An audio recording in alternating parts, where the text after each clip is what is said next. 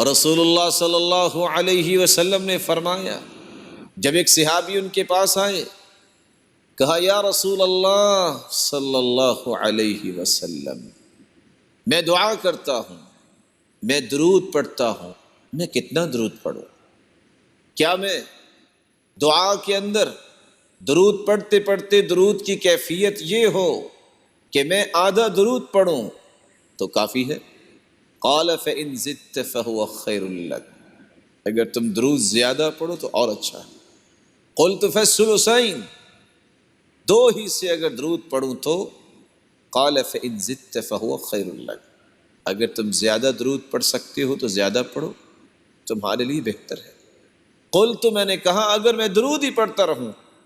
تو رسول اللہ صلی اللہ علیہ وسلم نے فرمایا اذن تکفی ہمک ویغفر لک ذنبک، اگر تم درود ہی پڑھتے رہو تو زندگی کے سارے غم بھی تمہارے دور ہو جائیں گے اور تمہارے سارے گناہوں کو بھی معاف کر دیا جائے گا۔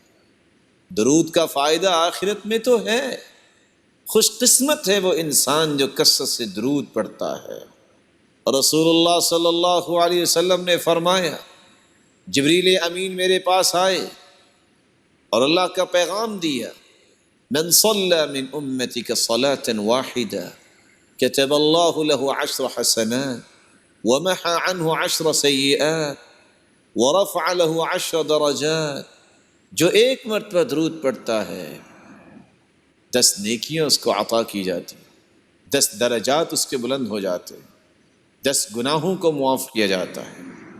اور دوسری روایت کے الفاظ ہیں، صلی اللہ علیہ وملائکۃ 70 صلاة فلیقل عبد من ذلك او لیکثر، اللہ رب العزت اس پہ 70 رحمتیں نازل فرماتے اور فرشتے 70 مرتبہ اس کی بخشش کی دعا کرتے۔